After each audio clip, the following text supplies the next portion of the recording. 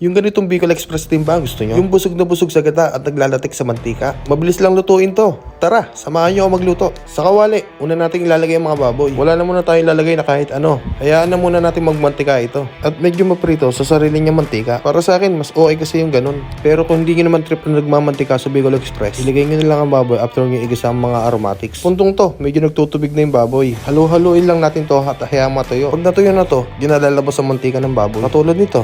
At pag lumabas na ang mantika at medyo naprito na ang baboy, dito na tayo magsisimula mag-isa ng mga aromatics. Sigilid lang natin dito ang mga baboy. Medyo babawasan ko nga pala ang mantika nito. Masyado kasing madami eh. After nyan, pwede na natin simulan mag-isa. Syempre, sisimulan natin sa bawang. Gisa lang natin to hanggang sa lumabas ang aroma nito. At pag medyo okay na, pwede na natin ilagay ang luya. After mag-isa ang luya, isunod natin dito ang sibuyas. Igisa lang natin to. At pag nag-caramelize na ang sibuyas, pwede nang ihalo ang mga baboy. After may ihalo ang mga baboy sa aromatics, susunod na rin natin dito ang alamang. Tansyahin nyo na lang. Huwag naman masyadong madami. Baka maging binagoan na to. After nyan, haluin nyo lang. And then, lagyan na rin natin to ng pamitang durog. Kasunod ng pamitang durog, ilagay na rin natin ang gata. Sa pangalawang piga nga pala ang una ko nilagay.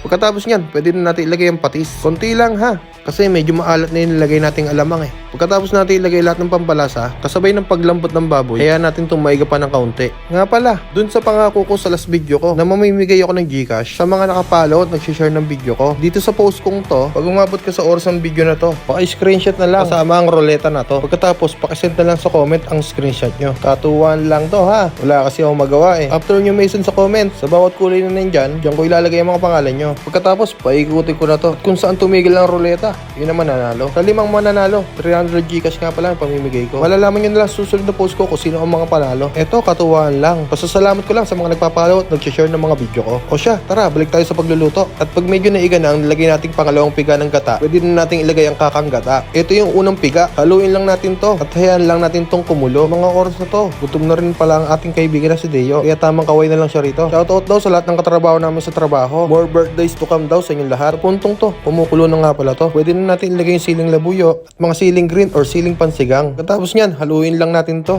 At hayaan lang kumulo. Kasi medyo paiigayin pa natin to eh. Habang pinaiga natin yan, kasabay ng paglabas ng mantika nyan. Tulad nito.